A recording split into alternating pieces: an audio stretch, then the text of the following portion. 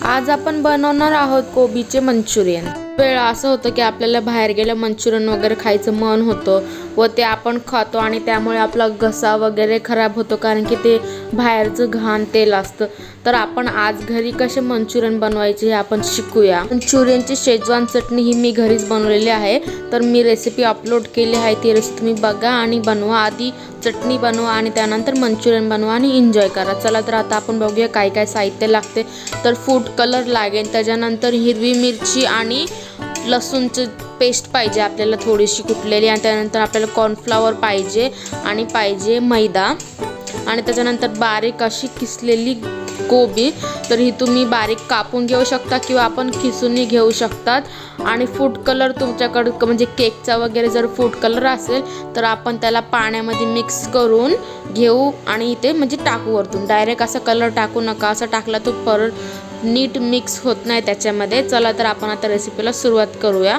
सर्वात आधी मी याच्यामध्ये टाकलाय हिरवी मिरची आणि लसूणचा जो आपण कूट बनवला होता, हलकासा होता तो, आणि त्याच्यानंतर आपण याच्यामध्ये स्वादानुसार मीठ टाकलेलं आहे।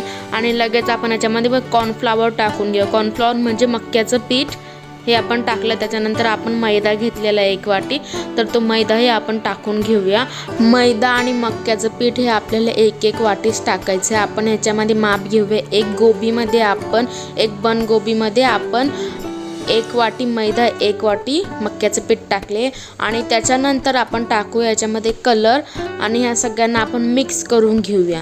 तुम्हाला ह्याचं रेशो समजला असेल। 1 बन गोबीसाठी आपण ह्याच्यामध्ये टाकायचं आहे 1 वाटी मैदा आणि 1 वाटी मक्याचं पीठ आणि स्वादानुसार मीठ आणि लसूण आणि हिरव्या मिरचीची आपण थोडीशी पेस्ट याच्यामध्ये टाकायची आहे। बस एवढं सगळं तुम्ही ध्यानात ठेवा। मी परत एकदा सांगते, 1 वाटी मैदा, 1 वाटी मक्याचं पीठ, मीठ, लसूण आणि मिरचीची पेस्ट, बस, आणि कलर फूड कलर।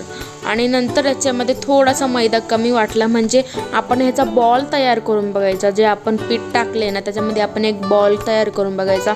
जर तो बॉल परफेक्टली बनत असेल तर आपलं पीठ झालंय, पण जर ते बॉल बनायला थोडंसं चिकचिकापणा असतो तो कमी असेल तर त्यामध्ये आपण थोडंसं मैदा टाकूया। मक्याचं पीठ नका टाकू, जर कमी पडलं तर आपण त्यामध्ये थोडासा मैदा टाकून परत जसं आपण पीठ मळतो ना तसं आपण मळून घेऊया। आणि आपल्याला ह्याच्यामध्ये जास्त पाणी वगैरे टाकायचं नाही। थोड्याशा पाण्यामध्ये आपल्याला आपण जो कलरचं पाणी टाकणार आहे ना थोडंसं त्या पाण्यामध्येच मळून घ्यायचं। जास्त पाणी टाकलं तर हे ना कडक होत नाहीत, नरम नरम होतात। मग कडक होण्यासाठी आपल्याला याच्यामध्ये पत्तागोबी ही जास्त पाहिजे आणि पाण्याची मात्रा कमी पाहिजे। आणि तसं पण आपण याच्यामध्ये मीठ टाकतो आणि गोबी आहे तर ह्याला ऑटोमॅटिकली पाणी सुटतं।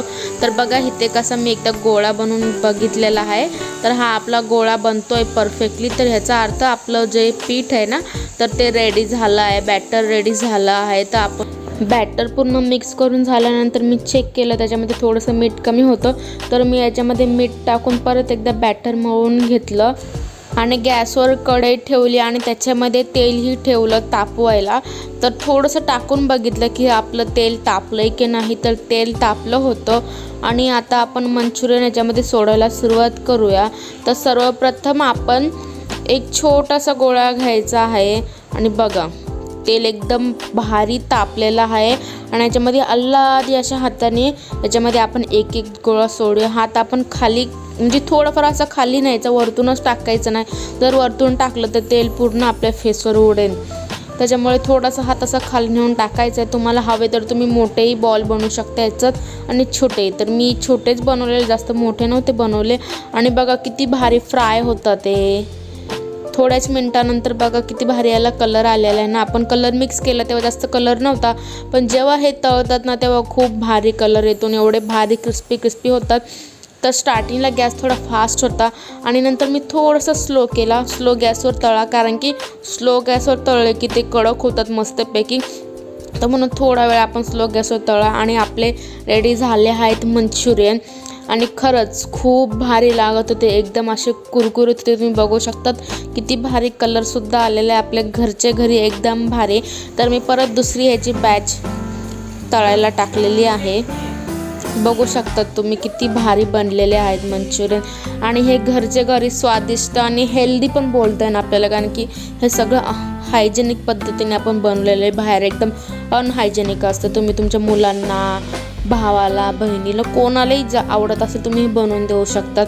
कारण की आता बिमाऱ्या खूप वाढत आहेत, तर आपण जेवढं होईल तेवढं घरी बनवूनच खाल्लं पाहिजे.